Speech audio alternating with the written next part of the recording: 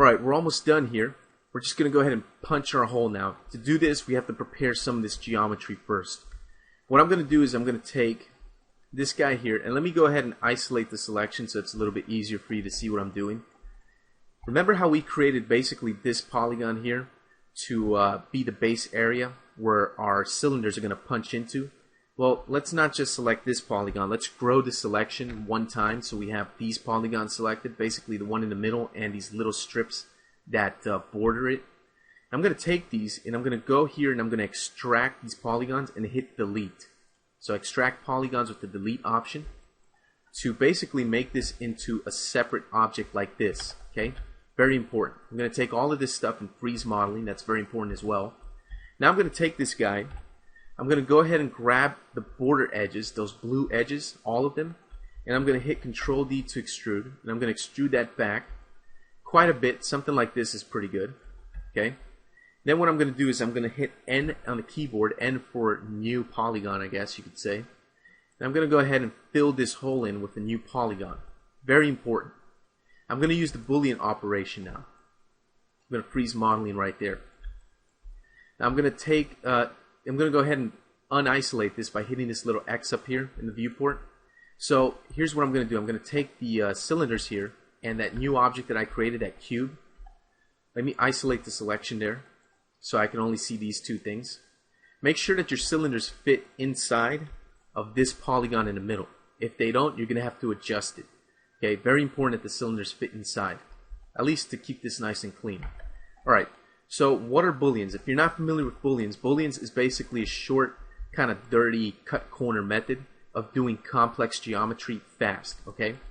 Because to create these holes in this object would take a really long time if we tried to create the holes one by one. Remember, there's about 109 cylinders in that group, and that would take forever to do. So with booleans, we can take a shortcut, cut corners, and complete something like this very quickly and easily with a few mouse clicks. So basically the way this works is I have two different objects, and I'm going to tell Softimage to take one object and subtract it from the other, essentially punching a hole through it by using the other object. So the order by which you select the objects is very important. Okay, you can find the Boolean tools over here in the Model Main toolbar. That's the lavender menu. Go to the Create area over here, and you're going to go to the Polymesh menu. Open that up, and you'll find down here submenu for Boolean. Okay, and you see these three different options. What I'm going to do is I'm going to cut this out, basically tear this menu off. And the option we want is difference, because what difference is, it's a subtraction operation, which basically means one object is going to be subtracted from the other, which creates holes in objects. Now, the reason that I gave this object here, this cube, thickness, is because if this was just a flat polygon, if I had left it with just these polygons, I would end up getting some errors. It just would not work properly. Okay, going to end up with some problems. By giving it thickness, it helps Softimage to better understand what I'm trying to do here with the Boolean operation. Okay, very important. So what I'm going to do is I'm going to select the cube first, because that's the area where I want there to be holes. So I select that first. And then I'm going to hold down Shift and select the cylinders second, because the cylinders are going to be the thing that punches the hole in. Okay? Alright, once I select the cylinders second, what I'm going to do is just go over here to the difference option, click on that. Softimage is going to, depending on how complex the operation is, it might think for about a split second, which it did right there.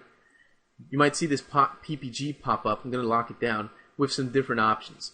I'm going to go ahead and keep these options here at default. I can change my Boolean mode here, but I'm going to leave it at difference because that's what I want. Alright, so basically we end up with the original objects plus a new Boolean object. What I'm going to do is I'm going to hit delete to get rid of the original two objects, the cylinders and the cube, because I don't need them anymore. And basically this is going to leave me with this thing, which is a nice, perfect looking object. Looks great. So I'm going to unisolate the selection. I should end up with this. Okay. Now the thickness of those holes, right now they're pretty wide. They go pretty far in, which is not what I want. So I'm going to go to a top view. I'm going to go to point selection. I'm going to select all these vertices here. I'm going to go back to my camera view. And I'm just going to pull these back in closer, something like this, which looks better, looks more like the image, more like the reference image. And we end up with this type of pattern. If I render that out, you see what we have. perfect. Looks awesome. So there's a cool, neat little trick for you with some of the Softimage more advanced modeling tools for doing some pretty interesting stuff. Now next thing I'm going to do is select this stuff and freeze modeling to clean it up. And that's it. That takes care of that area. We're done. So that's going to do it for this video. In the next video, we'll continue working on some more details. We're still not quite done with this, though. We're pretty close to finished.